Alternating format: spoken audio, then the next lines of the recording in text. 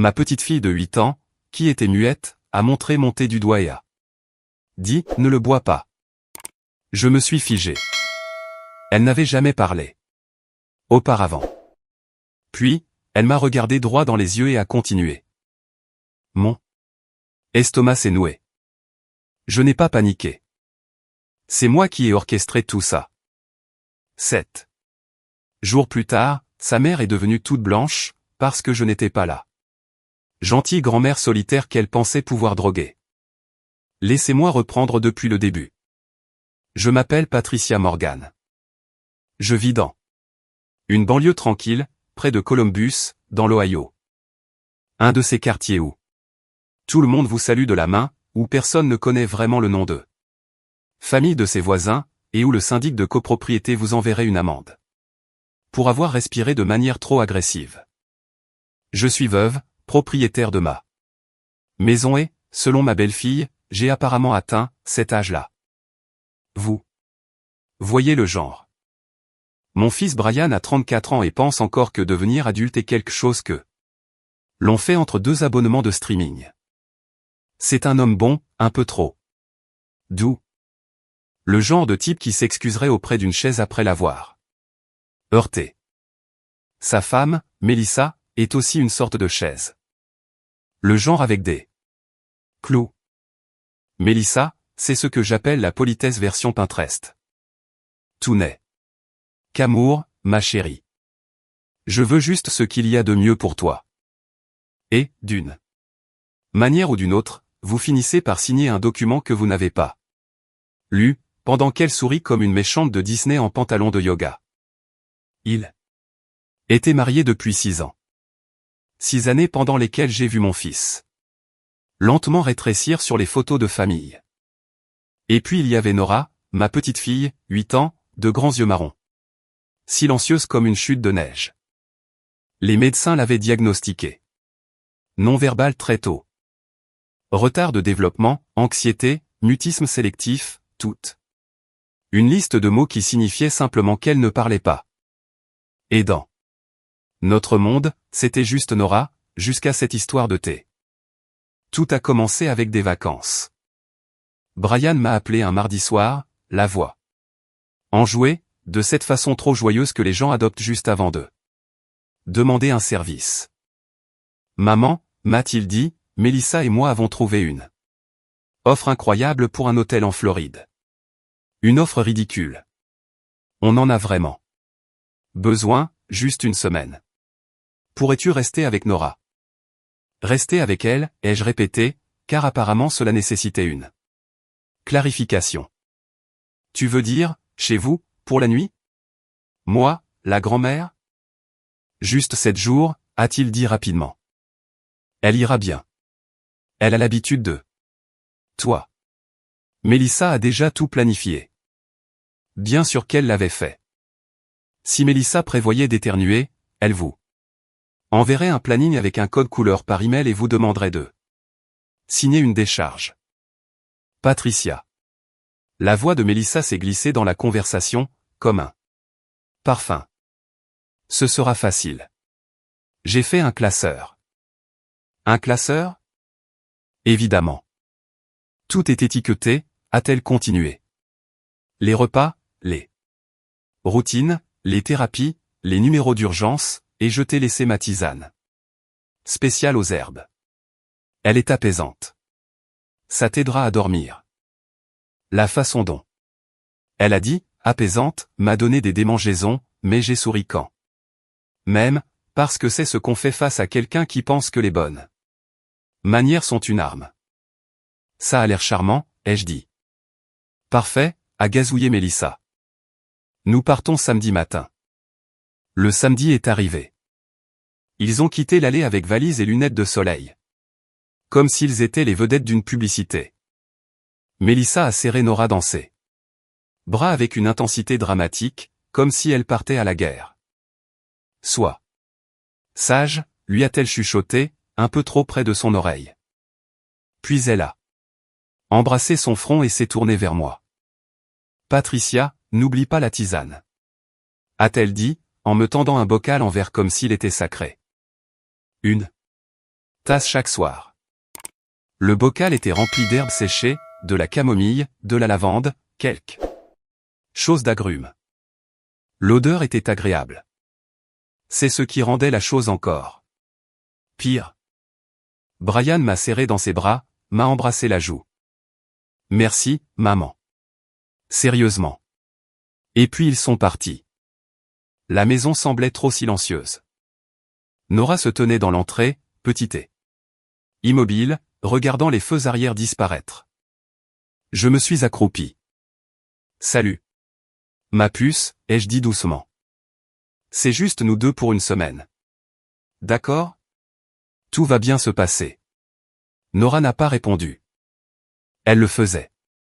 Rarement, mais elle a levé les yeux vers moi, vif, alerte, comme si elle portait un secret si lourd qu'il courbait sa colonne vertébrale.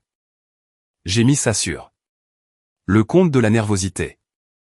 Je n'aurais pas dû. Le premier jour fut normal. Petit déjeuner, dessins animés, une petite promenade. Dans le quartier. Nora restait près de moi comme une ombre.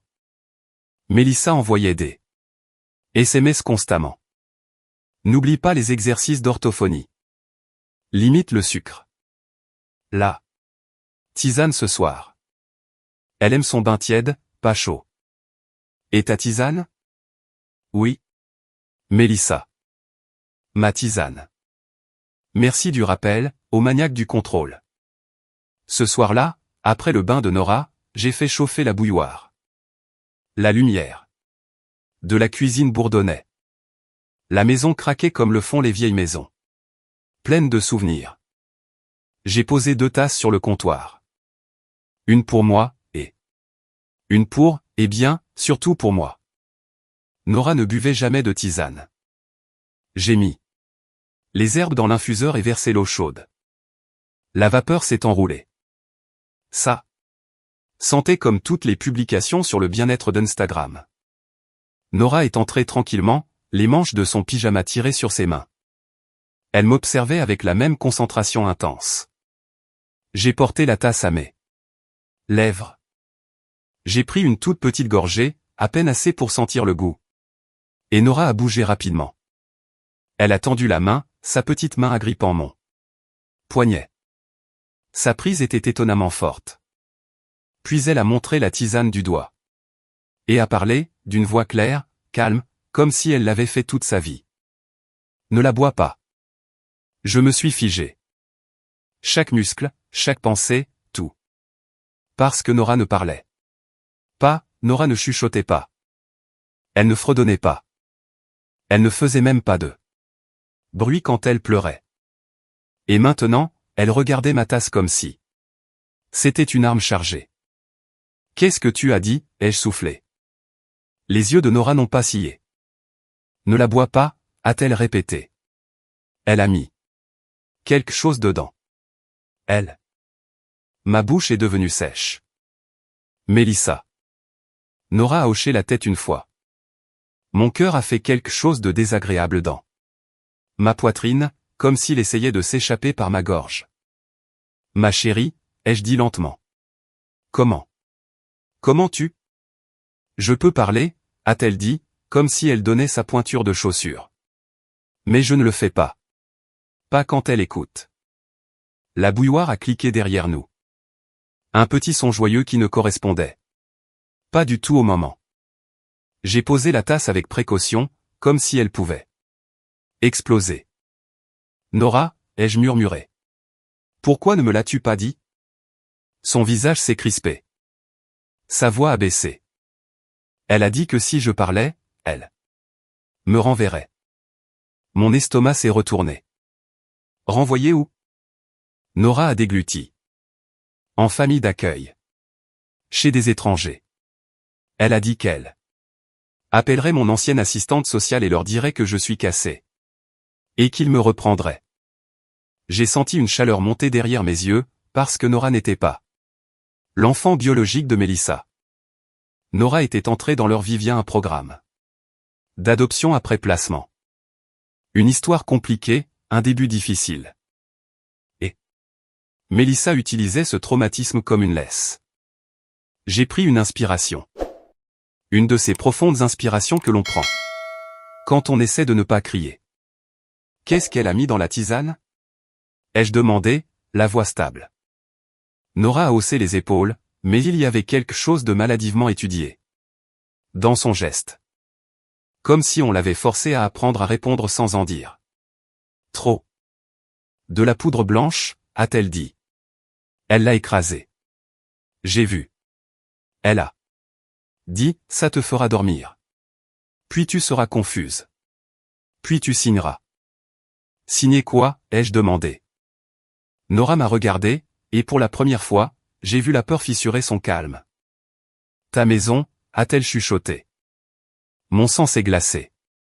Ah, c'était donc ça, le stratagème. Pas une tisane apaisante, pas une aide pour que mamie dorme. C'était un vol lent et poli, et ma belle-fille avait apparemment décidé que j'étais la prochaine. Je devrais vous dire que j'ai crié, que j'ai attrapé mon téléphone et appelé Brian, exigé des réponses, menacé de poursuites judiciaires, fait des discours dramatiques. Je ne l'ai pas fait, parce que la panique vous rend brouillon. Et Mélissa, elle, se délectait du désordre. Alors, j'ai fait la seule chose qu'elle n'attendrait jamais de la part de Patricia, à cet âge-là. J'ai souri. Je me suis penché, j'ai embrassé le front de Nora et j'ai dit doucement. D'accord, merci de me l'avoir dit. Puis j'ai pris ma tasse et je suis allé à l'évier. J'ai vidé la tisane dans le siphon, comme si j'arrosais nonchalamment les tuyaux. Les épaules de Nora se sont un peu détendues. Puis j'ai rincé la tasse. Calme. Normal. Des trucs de grand-mère. Et quand je me suis retourné, j'ai gardé une voix douce. Ma chérie, ai-je dit, nous allons jouer à un jeu cette semaine. Un jeu de grand.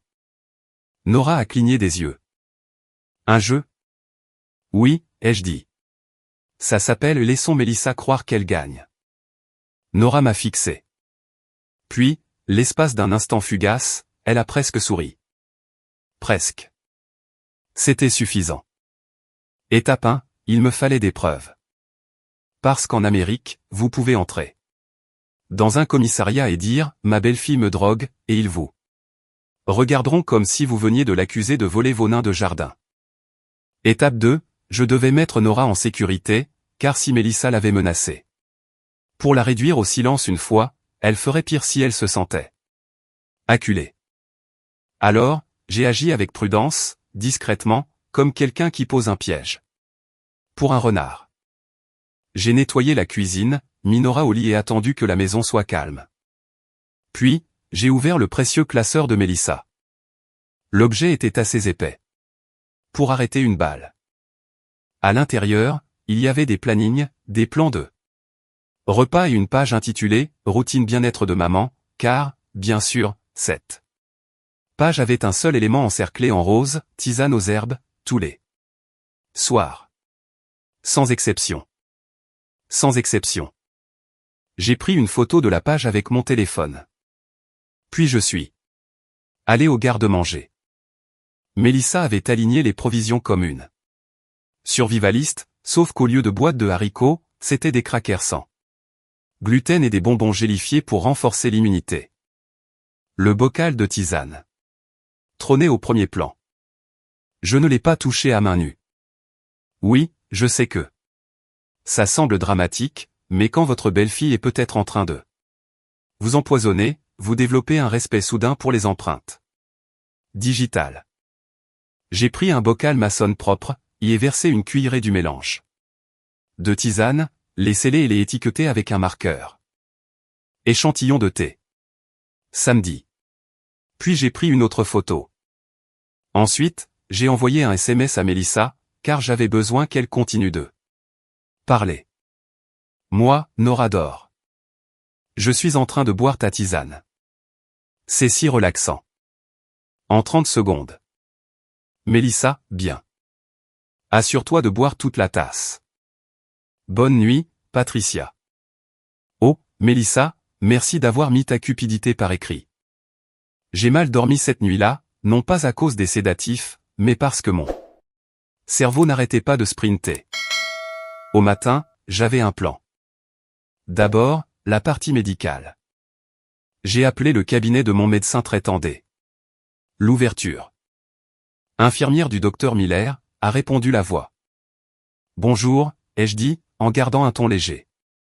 C'est Patricia Morgan. Je dois venir aujourd'hui.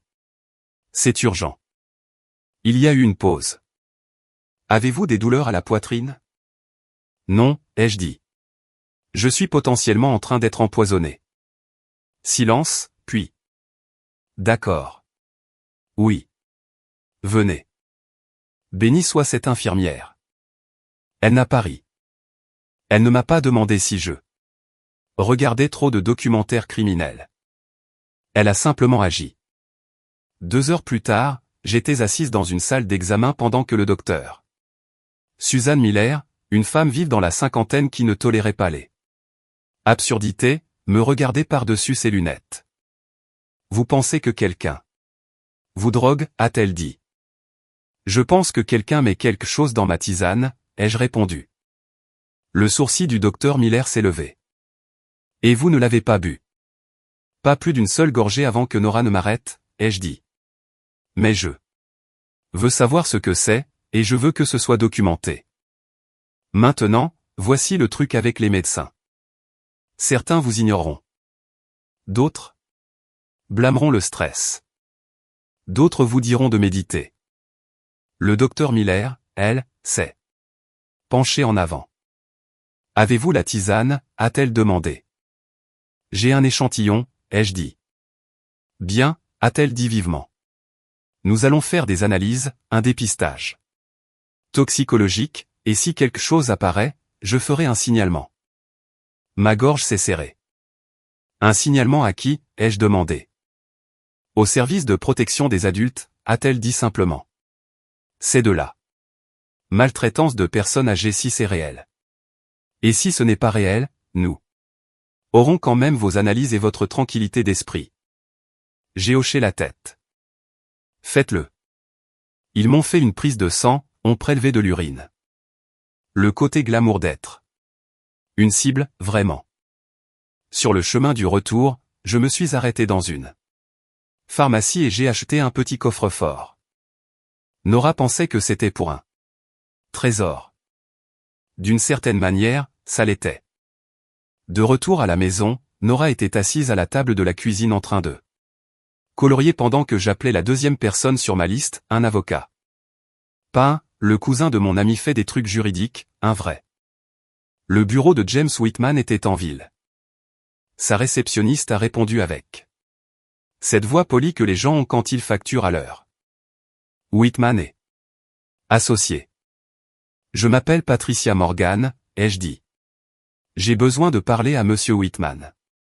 Il s'agit d'une potentielle exploitation de personnes âgées. Il y a eu un changement de ton immédiat. Un instant, madame. James est venu lui-même au téléphone. Madame Morgan, a-t-il dit calmement. Dites-moi ce qui se passe. Alors, je l'ai fait. Je lui ai parlé de la tisane de Melissa, de l'avertissement de Nora, de la menace concernant la famille d'accueil, de l'idée de signer pour ma maison. Puis je me suis tu. J'ai besoin que ce soit réel, ai-je dit. J'ai besoin que ça tienne la route, car si je l'accuse et que j'ai tort, c'en est fini de moi. Mon fils ne me le pardonnera jamais. James ne m'a pas pressé. Il ne m'a pas parlé avec condescendance. Il a juste écouté. Puis il a dit, si vous avez raison, votre fils vous sera reconnaissant de l'avoir sauvé d'elle. Si vous avez tort, nous procéderons quand même avec prudence et vous protégerons des représailles. Dans tous les cas, nous documentons. Nous ne devinons pas. J'ai expiré un souffle que je ne savais pas que je retenais. Que dois-je faire? Ai-je demandé. 3 choses, a-t-il dit. 1. Ne la confrontez pas encore. 2. Préservez-les preuves, les SMS, les échantillons, toutes les instructions écrites. 3. Contactez les services de protection des adultes aujourd'hui, pas demain. Aujourd'hui. J'ai hésité. Les services de protection? Ça ne va pas tout faire exploser. Ça lance une trace écrite, a-t-il dit. Et s'il y a un enfant impliqué qui a été menacé, vous pourriez aussi avoir besoin d'un signalement au service de protection de l'enfance, mais commençons par les adultes. Vous pouvez le faire. Sans créer de scandale. Sans créer de scandale. C'était ma spécialité. Après avoir raccroché, j'ai regardé Nora. Elle coloriait un cheval avec grand soin, comme si elle essayait de garder le monde en ordre en ne dépassant pas les lignes. Je me suis assise à côté d'elle. Et, ai-je dit doucement. Nora n'a pas levé les yeux, mais ses épaules se sont tendues. Tu as été très courageuse la nuit dernière, ai-je dit. Sa main s'est arrêtée. Elle va être en colère, a chuchoté Nora. Non, ai-je dit fermement. Elle va se faire prendre. Ce sont deux choses différentes. Les yeux de Nora se sont tournés vers les miens. Et si elle dit que je mens? Elle peut dire ce qu'elle veut, ai-je dit. Mais nous allons faire en sorte que les gens te croient. Je pouvais voir la question trembler sur son visage. Parce que tu vas leur raconter, ai-je ajouté doucement. Pas dans un tribunal, pas devant des étrangers qui crient, mais à quelqu'un dont tout le travail est d'écouter les enfants. Quelqu'un de sûr.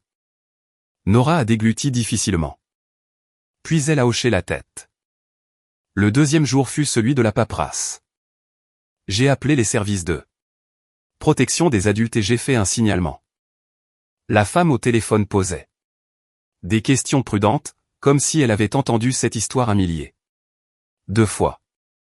Et cela m'a donné la chair de poule, car si elle l'avait entendu un millier de fois, cela signifiait que Mélissa n'était pas un monstre rare. Elle était un type. Ils m'ont donné un numéro de dossier. Ils m'ont dit de ne pas confronter Mélissa. Ils m'ont dit d'appeler le 911 si je me sentais en danger immédiat. Ils m'ont dit qu'ils feraient un suivi.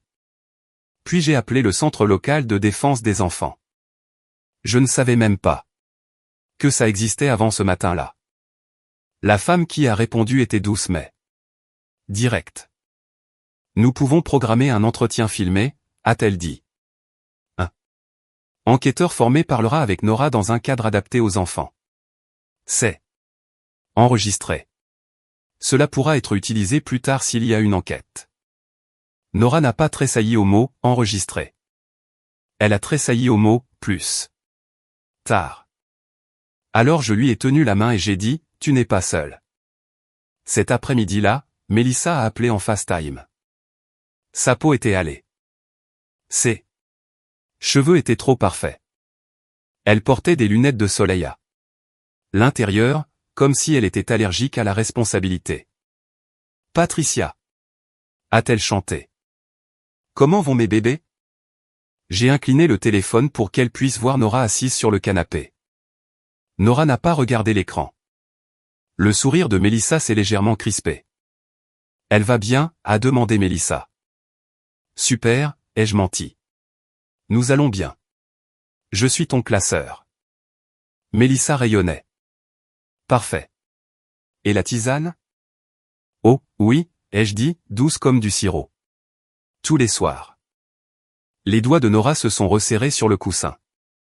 J'ai pressé doucement son épaule. Mélissa s'est approchée de la caméra. Bien. Tu sais, à ton âge, le sommeil est si important. On peut devenir confus quand on ne se repose pas. Ah, la voilà. La petite graine, la petite histoire qu'elle voulait planter. J'ai souri. Tu as raison. Ça a été très apaisant. Les yeux de Mélissa brillaient de satisfaction.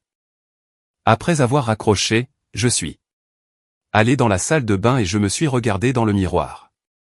Mes mains tremblaient. Pas de peur, de rage. Mais la rage est un carburant, si on ne la renverse pas trop tôt. Le troisième jour, le docteur Miller a appelé. Je me suis assise immédiatement. Nora était à table, en train de manger des tranches de pommes. Elle me regardait comme si elle comprenait la gravité de la situation sans avoir besoin des mots. Le docteur Miller n'a pas perdu de temps.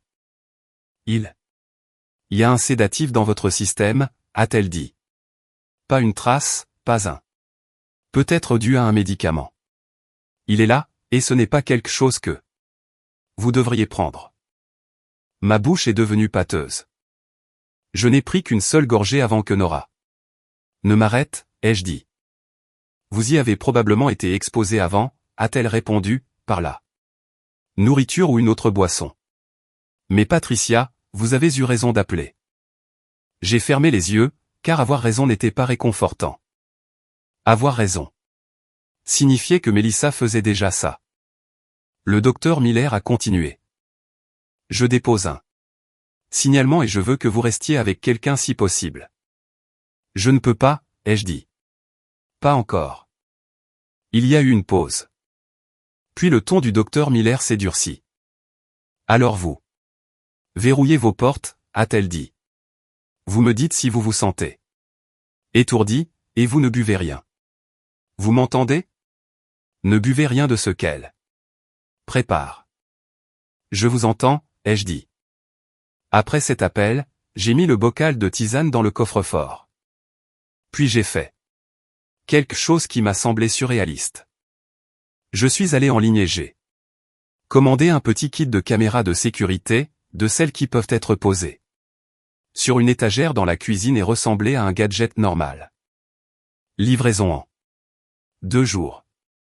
Merci, le capitalisme. Pendant ce temps, James Whitman m'a envoyé un email avec une liste de documents à rassembler. L'acte de propriété de ma maison, les testaments, les procurations, les relevés bancaires. Parce que la vérité, c'est que si quelqu'un veut vous exploiter, il ne commence pas avec un passe-montagne. Il commence avec un dîner de famille et un stylo. Ce soir-là, Nora et moi avons mangé des macaronis au fromage, parce que les traumatismes méritent des glucides. Après le dîner, elle s'est assise à côté d'eux. Moi sur le canapé, les pieds repliés sous elle, et a chuchoté. Elle l'a fait à Madame Keller.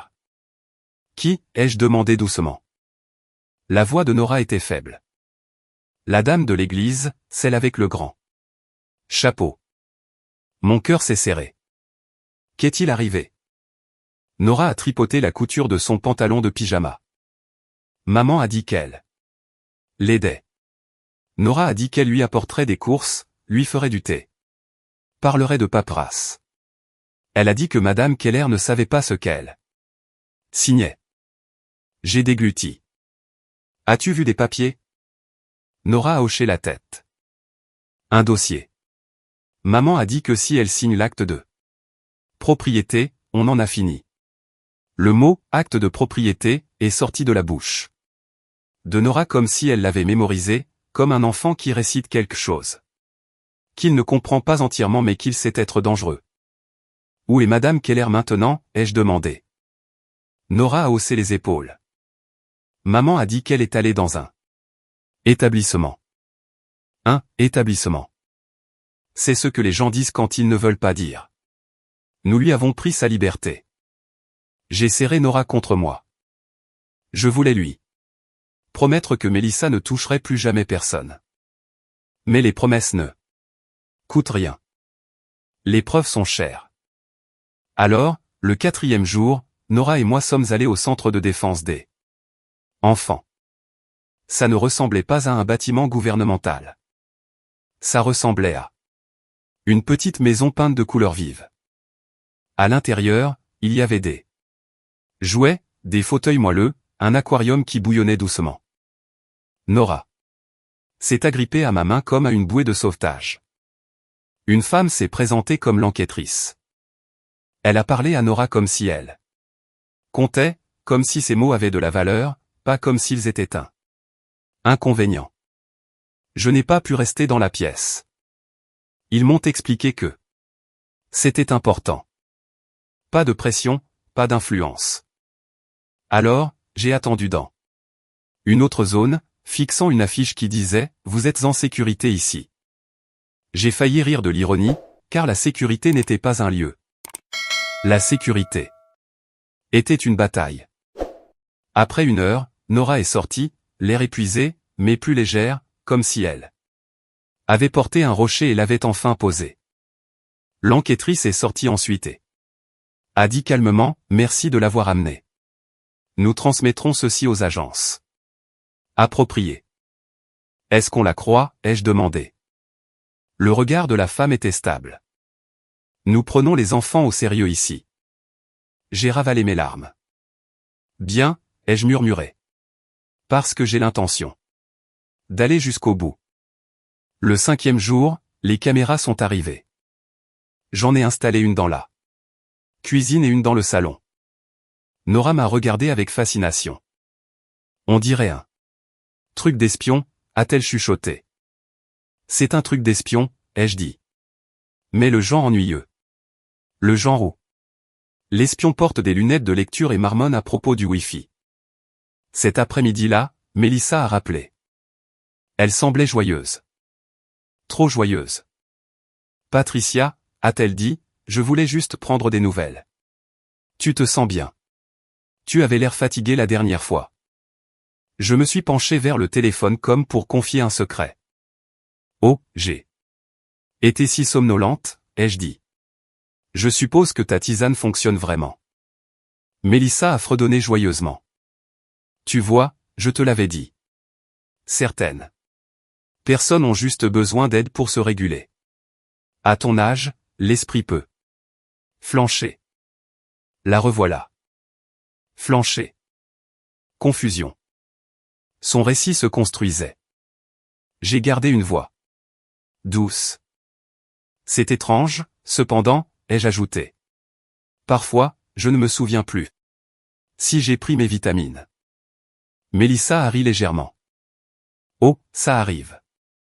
Nora était assise de l'autre côté de la pièce, les yeux grands ouverts.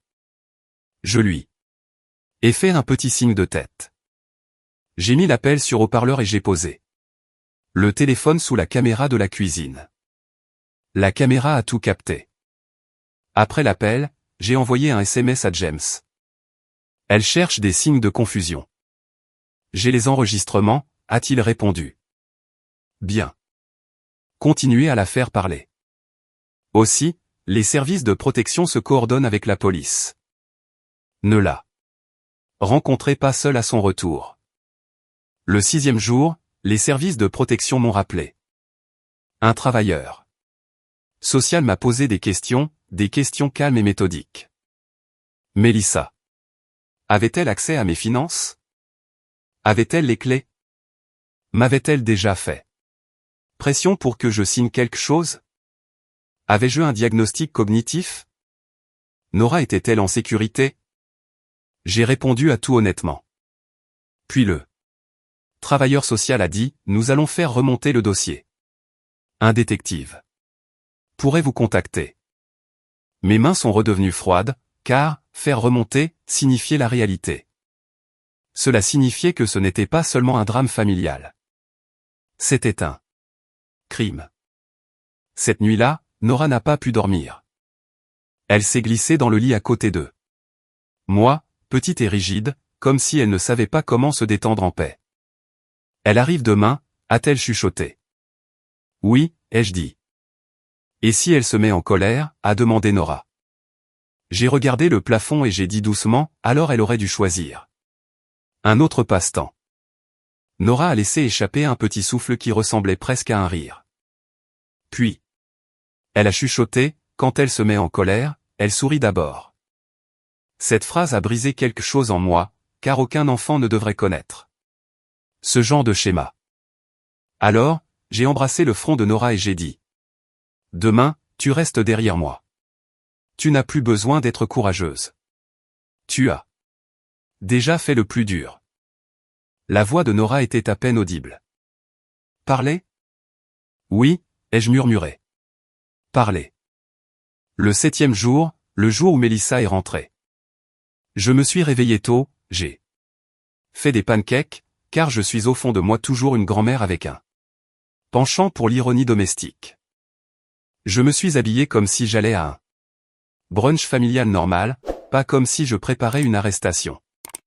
Mon téléphone a vibré. Brian, on atterrit bientôt. À tout à l'heure. Je t'aime. J'ai fixé le message et, un bref instant, le chagrin m'a envahi, car Brian ne savait pas. Il pensait que c'était juste des vacances et une maman reconnaissante, et j'étais sur le point de déchirer sa vie en deux. Mais ensuite, je me suis souvenu des mots de Nora. Elle sourit d'abord. Et je me suis endurci. En fin d'après-midi, leur voiture s'est garée dans l'allée. Nora se tenait près de la fenêtre, tremblant légèrement. J'ai posé une main sur son épaule. Respire, ai-je dit. Tu es en sécurité. La porte d'entrée s'est ouverte. Mélissa est entrée la première, lunettes de soleil relevé, peau éclatante, énergie bruyante. Comme à la maison, a-t-elle déclaré. Brian suivait avec les sacs, l'air fatigué mais heureux. Maman, a-t-il dit en souriant. Comment ça s'est passé? Ça s'est passé, ai-je dit en souriant. Mélissa s'est avancée vers moi et m'a serré dans ses bras de façon dramatique. Je lui ai tapoté le dos comme on tapote le chien d'un étranger. Puis elle s'est reculée et a immédiatement scruté mon visage. Ses yeux se sont légèrement plissés. Cherchant quoi? Des paupières tombantes, une élocution pâteuse, de la confusion. Je ne lui ai rien donné de tout ça. Oh, Mélissa a tapé dans ses mains. Patricia, j'ai failli oublier. Pendant notre absence, j'ai parlé à quelqu'un de ta situation. Ma situation. Brian a froncé les sourcils. Mélissa, ça va. Elle l'a interrompu gentiment. C'est juste responsable, Patricia. Tu sais. Comment c'est? Tu ne veux pas être un fardeau pour Brian. Ah, l'angle de la culpabilité. Classique. Mélissa a posé un dossier sur la table. Comme si elle présentait un dessert. Il y a une procuration, a-t-elle dit, et quelques formulaires liés à la maison. Rien d'effrayant, juste des signatures. J'ai regardé le dossier, puis je l'ai regardé et j'ai souri. Bien sûr, ai-je dit. Parlons-en. Les épaules de Mélissa se sont détendues. Elle pensait qu'elle était en train de gagner. Brian semblait mal à l'aise. Maman, tu n'es pas obligée de signer quoi que ce soit si tu ne veux pas. J'ai posé ma main sur la sienne. Je sais, ai-je dit doucement. Mais je veux vraiment entendre ce que Mélissa a à dire. Mélissa rayonnait. Assieds-toi, a-t-elle dit, en tirant une chaise pour moi. Comme si elle animait un talk show. Nora planait derrière moi, silencieuse. Mélissa lui a jeté un coup d'œil. Va jouer, Nora. Nora n'a pas bougé. Le sourire de Mélissa s'est crispé. Nora. La petite main de Nora s'est glissée dans la mienne. J'ai serré en retour. D'accord, ai-je dit légèrement. Explique-moi tout, Mélissa. Mélissa a ouvert le dossier et a commencé à parler rapidement, avec assurance. Trop d'assurance, comme quelqu'un qui répète un script. C'est juste pour qu'on puisse t'aider avec les factures si tu deviens confuse, a-t-elle dit. Et celui-ci concerne l'acte de propriété de la maison, juste un transfert à la fiducie familiale. C'est normal. Tout le monde le fait. Tout le monde le fait. Bien sûr. Je me suis penché. Et pour la tisane? Ai-je demandé soudainement. Mélissa a cligné des yeux. Quoi? La tisane? La tisane, ai-je répété, toujours en souriant. La tisane apaisante que tu as insisté pour que je boive chaque soir. Sans exception. Brian nous regardait, passant de l'une à l'autre. La tisane? Mélissa a ri. Oh mon Dieu, Patricia. On va vraiment faire ça? J'ai penché la tête. Faire quoi? Cette paranoïa, a-t-elle dit, la voix mielleuse mais acérée en dessous. Tu es Toujours dramatique. Le front de Brian s'est plissé. Maman, qu'est-ce qui se passe?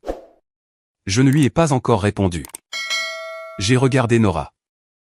Le visage de Nora était pâle, mais ses yeux étaient stables. J'ai hoché la tête une fois. Nora a pris une inspiration et puis ma petite fille silencieuse. Non verbale, a parlé à nouveau, là, dans la cuisine, devant ses parents. Elle a mis des médicaments dedans, a dit Nora clairement. Elle m'a dit de ne rien dire. Elle a dit que si je le faisais, je repartirais. La pièce est tombée dans un silence glacial. La bouche de Brian s'est ouverte. Nora, tu. Mélissa est restée immobile. Pas en colère, pas sur la défensive, juste figée. Comme si son cerveau avait heurté un mur. Et puis, lentement, son visage est devenu complètement blanc, parce qu'elle a réalisé quelque chose. Nora n'était plus un petit accessoire silencieux. Elle était un témoin. Les lèvres de Mélissa se sont entr'ouvertes. Nora, ma chérie, non. Nora a dit, la voix tremblante maintenant, mais toujours assez forte, tu as dit que grand-mère deviendrait confuse et signerait. Tu as dit que je devais me taire. Brian s'est tourné vers Mélissa, l'incrédulité se tordant en horreur. Mélissa? De quoi parle-t-elle? Les yeux de Mélissa se sont dardés sur moi. Patricia, tu l'as briefé? J'ai ri. Un son court et sans humour. Oh, Mélissa, ai-je dit, tu penses vraiment que je suis assez organisée pour briefer un enfant? J'ai à peine assez d'organisation pour me forcer à boire assez d'eau. La mâchoire de Mélissa s'est crispée. C'est de la folie. Vraiment, ai-je demandé. J'ai sorti mon téléphone de ma poche.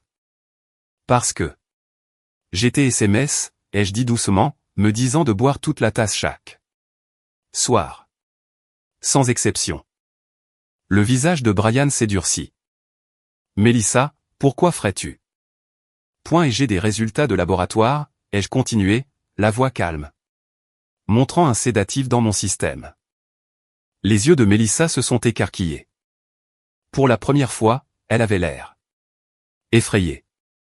Brian a murmuré, quoi?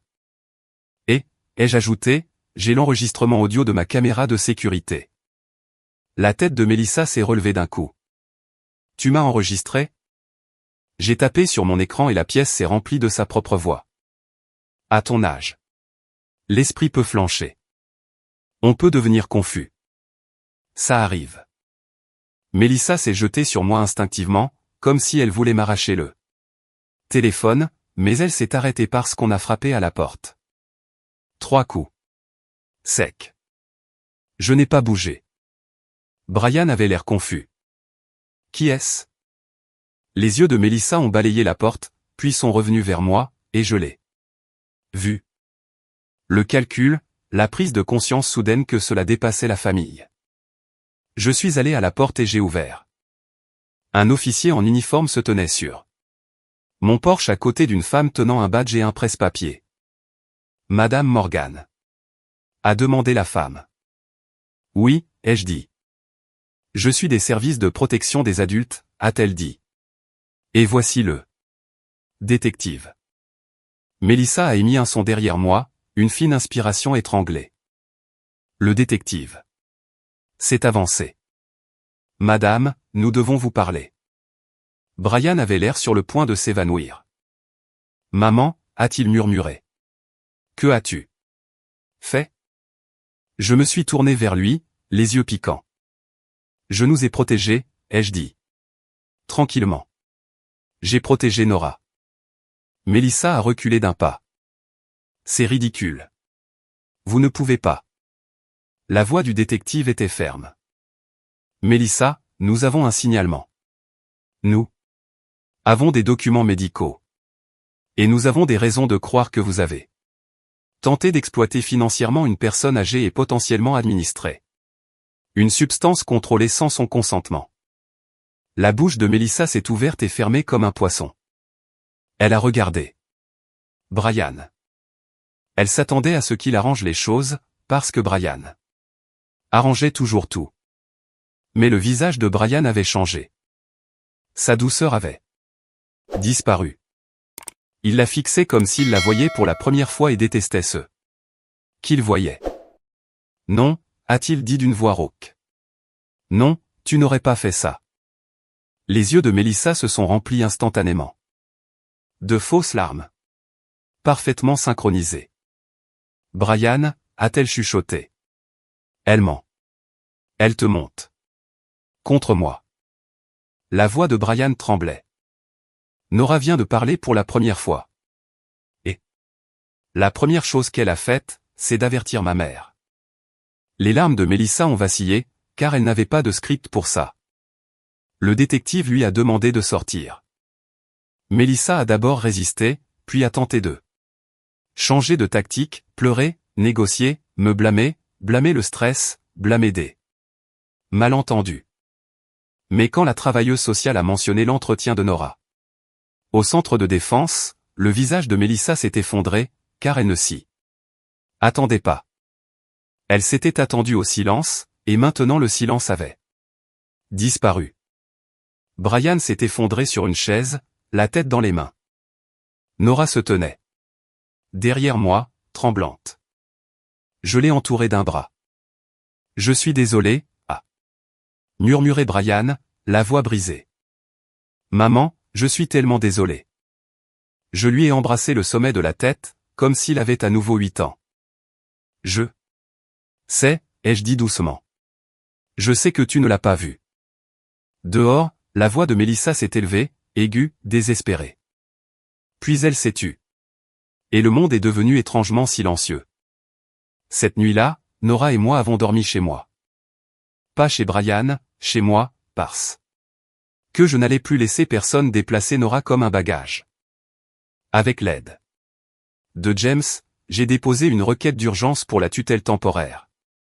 Les services de protection ont soutenu la demande. Le détective a pris ma déposition.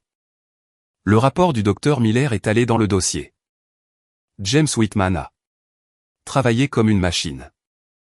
En 48 heures, j'avais la tutelle d'urgence temporaire pendant que le tribunal démêlait l'affaire.